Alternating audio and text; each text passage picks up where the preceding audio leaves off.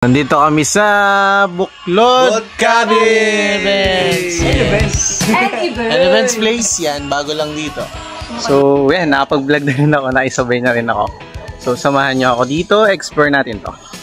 May nakita nga pala kami isang magandang staycation dito sa South, sa Indang, Cavite. You heard it right, ang pangalan niya is Buklod Cabin. So, pakita natin yung mga morning shots natin dito, kung gaano siya kaganda, pero kung makikita nyo, ang ganda na kagad sa umaga pa lang. Pero pagdating sa gabi, mas papakita ko sa inyo. So, fast forward tayo. Yeah, making each day of the year,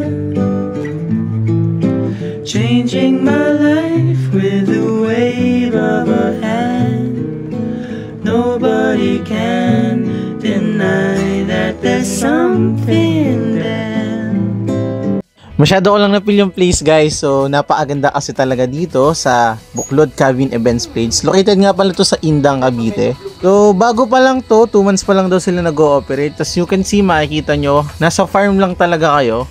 So, ang sarap dito tumambay, kasama ang tropa. Yung unwind lang talaga. Tama ko pala si Moto mo, and Jello MB, si Janica de Guzman, at yung utol ko, guys. So, kantahan lang talaga dito. Tapos, sisindahan pa yung bonfire. So, solid talaga. Tapos, pwede mag-swimming. Tapos, ito pala yung loob, guys. Di ko napakita. Puntahan nyo na lang. Tapos, may cute na cute pang pusa. So, yan. Gabing-gabi na. So, ganito siya katahimik. So, nasa farm ka lang. So, painggan nyo.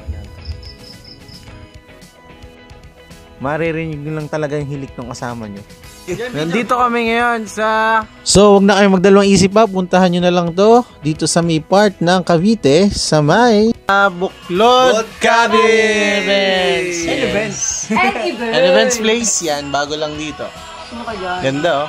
A-house. Maganda to. Ayan, oh. Ayan daw siya. Magbayad naman ako rin next month. Ito yung Becky namin tropa. Solid. Solid. Madaming sa So, see you in next vlog. So, samahan nyo ako sa mga travel ko at kasama ko ulit sila. So, susunod siguro. Bye-bye!